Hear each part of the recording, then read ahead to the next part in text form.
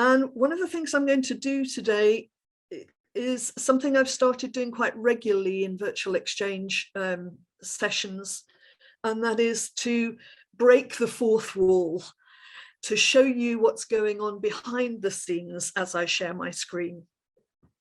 So I'm sharing some slides which I've prepared in my Google slide deck, and you can see here my title.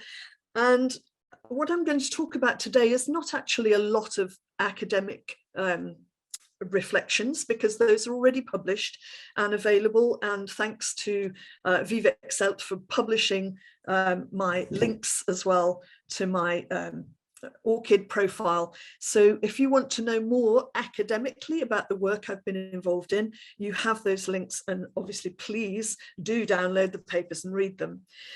I'm going to take a more personal look today at the impact that virtual exchange has had on my life. And just to give you a brief sort of background, I have just completed and just retired, as Marina said, 35 years of working as a language educator. The first 15 of those were in secondary schools, teaching French and Spanish in secondary schools and heading up a language department in the UK. And then the following 20 years were working in higher education. And my focus really is largely on the work here that I've done in higher education. But I wanted you to know that I have experience teaching not just in one sector. I was an early adopter of technology, so that really goes back to my days in schools when I started using technology. In those days, the CD-ROM was the most revolutionary thing you could use, so it does go back a little while. And during my more recent history, I undertook professional development to become a learning technologist. And I am a qualified learning technologist and a certified member of the Association for Learning Technology. And that actually has been a journey that's been very helpful for the work that I've been doing with the organization Uni Collaboration.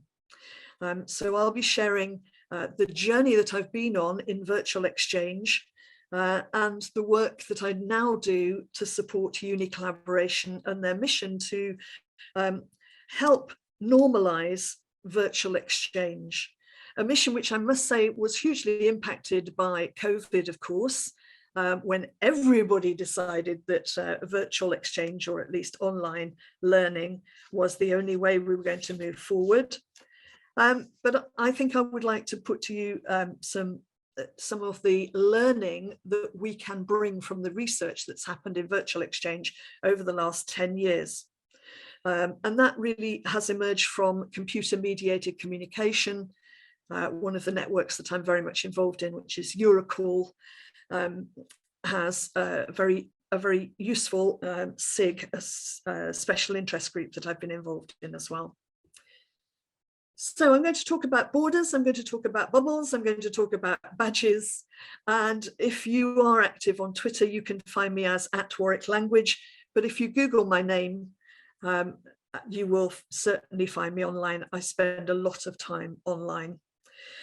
Largely that really emerged because once the internet was up and running, I discovered the power of the internet to connect me to continuing my professional development as a language educator.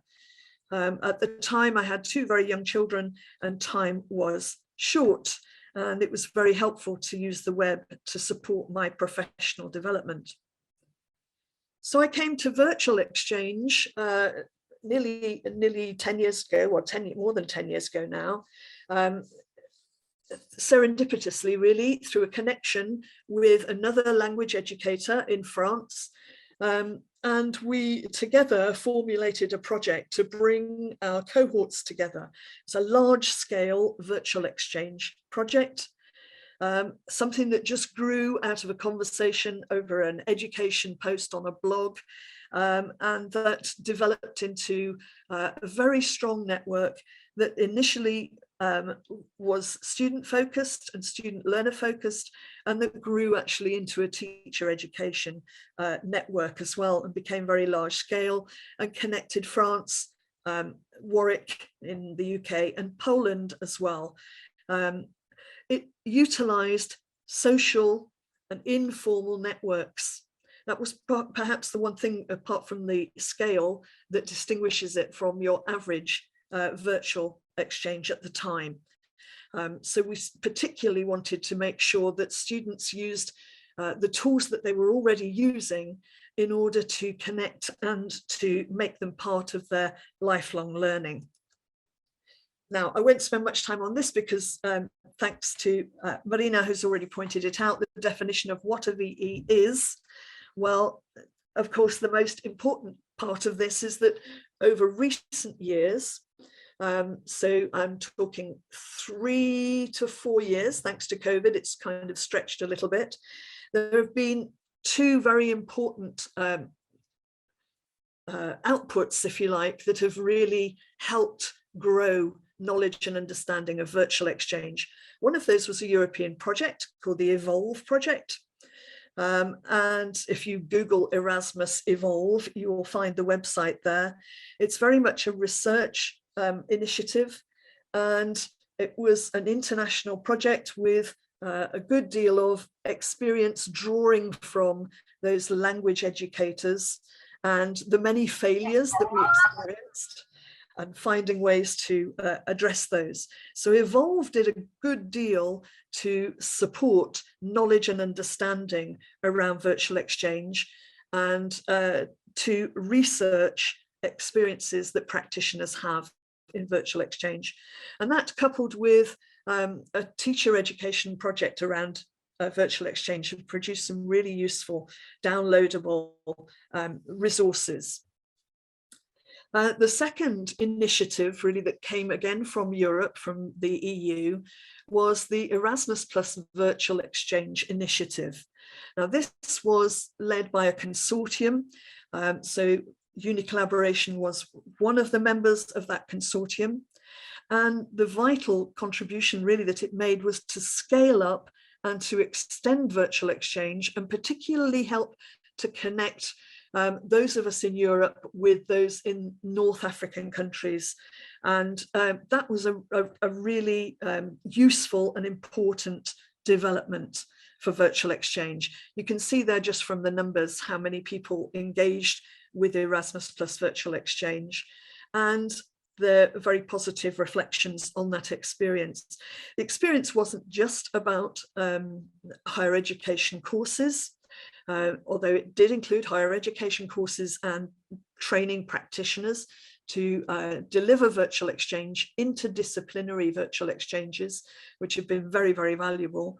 But it also included resources and initiatives for things like dialogue facilitation and debate online. So the consortium offered a range of interpretations of virtual exchange.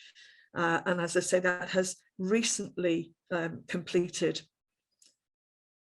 So what does virtual exchange do? Well, essentially, we help to foster dialogue and meaningful connection across distance. We look to close psychological distance between individuals who are geographically distinct, and who may well have different cultural backgrounds, and may well not have the most helpful of perceptions of each other.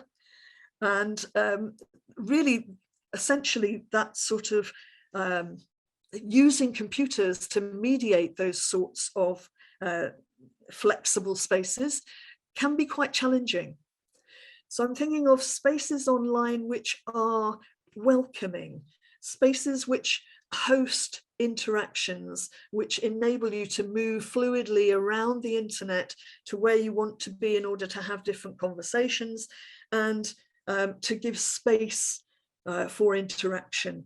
So constantly within this planning and development, when we think of teacher education, we have to encourage criticality in choices of spaces and understanding what's going on behind different spaces. So as this is a plenary keynote, I wanted to make sure that we had a shared space. And there's the QR code. I did mention this earlier. If you're reading QR codes, and David, thank you for using QR codes there. I think they're really, really useful ways of getting to places in cyberspace. So if you have a device, you can scan that QR code. If you don't, you can pop in the chat and use the link that I shared at the beginning. Now, this is very similar to a Padlet board. I'm going to leave it available, obviously, for the rest of the day. And essentially what you can do, and I will just break the fourth wall here and open it for you so you can see it, is you click on the big pink button here, and you're going to just add some reflection on virtual exchange, perhaps your experience of virtual exchange, perhaps something that happened to you on virtual exchange, so you can help to populate this board with information about your experience of virtual exchange.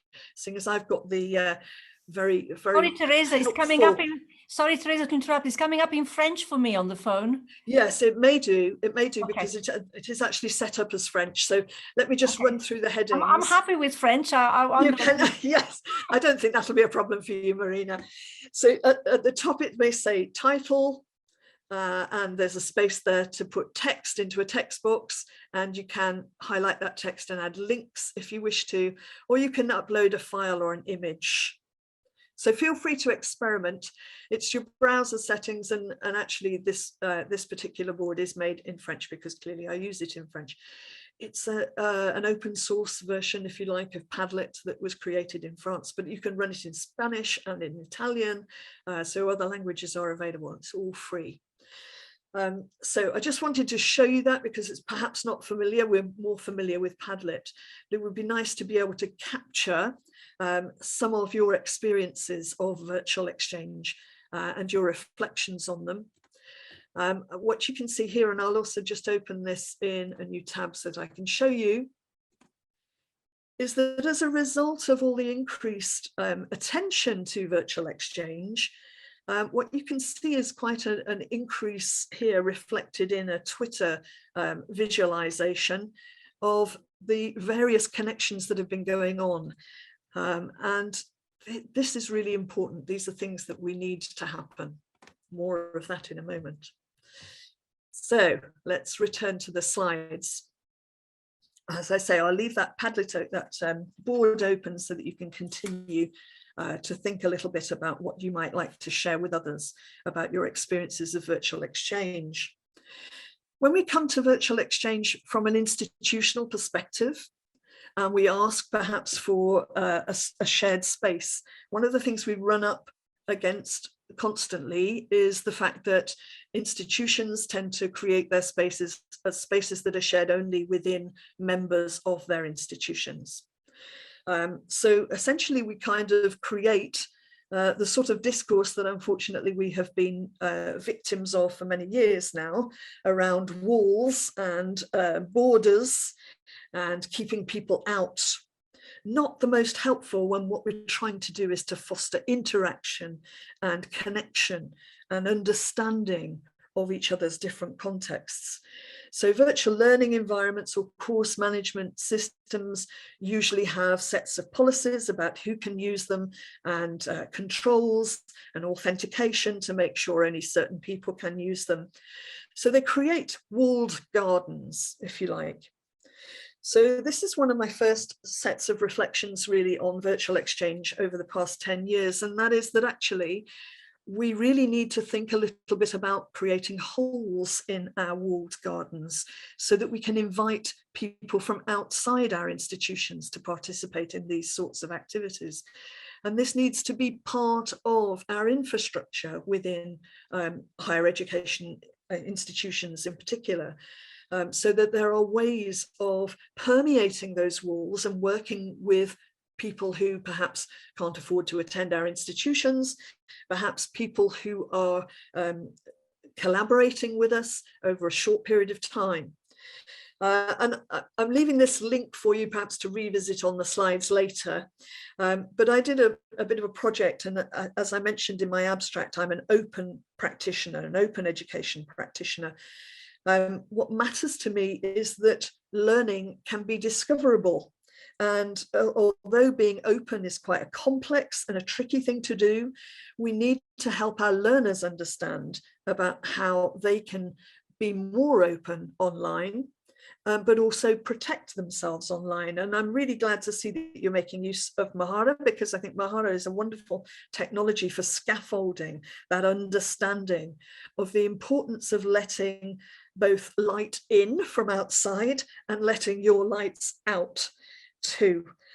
So a really important journey that I think we have to go on is to help make sure that we don't just consolidate the discourse around borders and closing walls and keeping people and things out, but that we find suitable compromises for specific purposes. And this has nowhere been made more clear, actually, than the work of Laura Czernovich and others. And there's been some really good publications as a result of our experiences of COVID. One of the things that has happened is we've all shifted online through this pivot because of the pressures to make sure people can connect with their institutions and complete their schooling or their learning, is that we then start to realize the things we took for granted when our students were within our institution, that they had devices they needed, that they had access to the internet they needed, actually was not the general case when those people were confined at home. Their home situations then became much more apparent. Perhaps they didn't have the devices they needed. Perhaps they didn't have the bandwidth they needed. In many cases, their devices were insufficient. They just were not set up with the sort of bandwidth that was needed. Certainly, there was not universal free access to the internet. So for many people, that has really made the problem of education at a distance more obvious, and it's increased some of these inequalities that perhaps we were able to ignore before.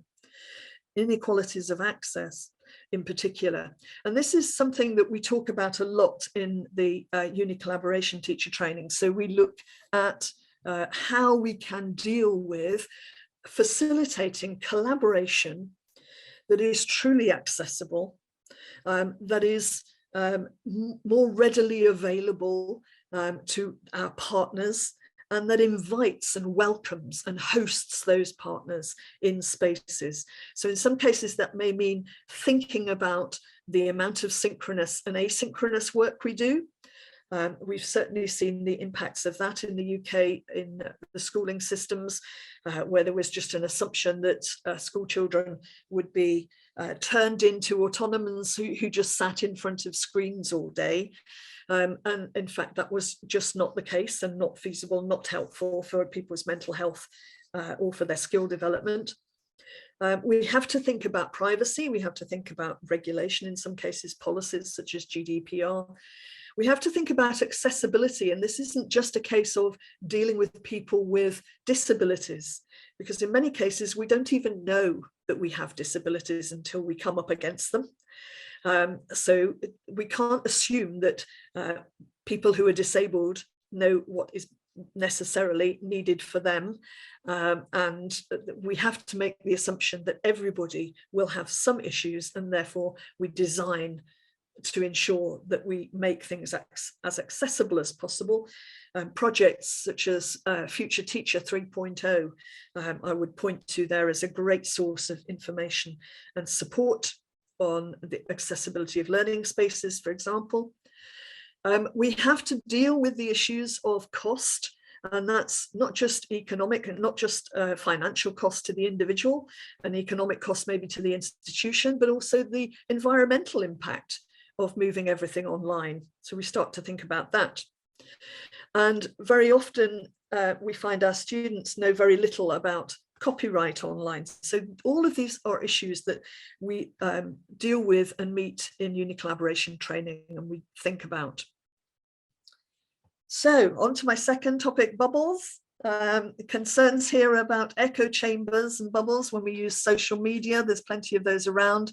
I would suggest here we put the focus more on algorithms, and we put the focus more on transparency and the importance of making sure that where algorithms are in existence, in Facebook, for example, those are transparent and people understand how they work. We're only just discovering and starting to surface, thanks to the pandemic, just how damaging some of those algorithms and artificial intelligence can be, particularly for people of colour and people at the margins. We have to think about bringing our bubbles together. So I'm a big user of Twitter, as I've mentioned already, but there are lots of different social media bubbles out there.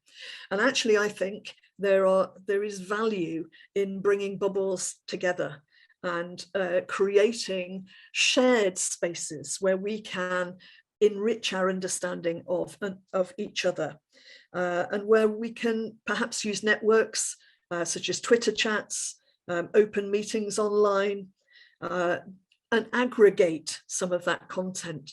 It's that aggregation that you were seeing going on there in that Twitter visualization that I showed you just now. So what we would be doing here is using the privilege that we have as nations that do have reasonable access to the internet and reasonable technical infrastructure, using that privilege to support those who don't have a voice, and engaging critically with what we have and progressing that conversation. It was really heartened to hear Marina saying just now about the double loop reflection that you're using. Have that conversation with your students, engage all your participants in your conversations about whether the technology works for them, helping to build bridges between disciplines and helping to find ways of emerging with new solutions. So finally, I'm going to come to the third of my B's, and that's badges. I do love a badge, Marina, you're so right. I do love a badge. 5 minutes. Yeah, good. I just about fit this in. So badges really are just digital representations of, if you like, a recognition of something that you've completed and done. So in the Erasmus Plus Virtual Exchange, we used open badges, and the open badge infrastructure, which actually arose from a competition many years ago to find innovative solutions to digital recognition. And we use them to help participants have a way of showing the experiences that they've had. So increasingly that takes place perhaps through their website or perhaps on LinkedIn or their social media networks. So issuing badges provides a way of hard coding data about the experience that they've had and giving each of those participants a takeaway badge to show off and also to put around and wrap around their digital presence. So as you can see, we created for Erasmus Plus Virtual Exchange a set of competencies and criteria that we nurture in virtual exchange. And now, since the Erasmus Plus Virtual Exchange consortium has finished, Uni Collaboration has continued to use virtual exchange badges in order to help our participants engage in planning their next steps in virtual exchange. So to move from being a participant to becoming an ambassador perhaps, or an implementer or a trainer in virtual exchange. So we offer recognition of those skills. Now, I've very quickly talked about badges. I could talk for hours about badges. So I'm just pointing you here to 2 downloadable papers with, in the case of the second paper, a very short report that tells you what badges are and how they can be used. So hopefully those additional resources, if this is an area you're interested in, will be of help. Finally, I just want to end on 2 future thoughts. I have retired. My career in education has finished, but I profess to be a lifelong learner, and I certainly continue to work with some very wonderful people in Uni Collaboration. Virtual exchange is a pedagogy that enables us to strengthen and build those skills that we need both as educators and as learners for the future. And I think these words here just help to encapsulate this. And finally, from a UNESCO report very recently, a very important aspect of this is actually thinking about our critical appraisal of what we do. And again, that's a facet of our work in virtual exchange that we work very closely with teachers on. So we're thinking about sustainable educational futures. I would like to think that our planet will be safe in the hands of our educators and our leadership. I would also like to think that education and teaching will continue to help give people the opportunities that I have been fortunate enough to have over my career. And so I will stop my sharing and pop some links into the chat. And thank you very much for your attention.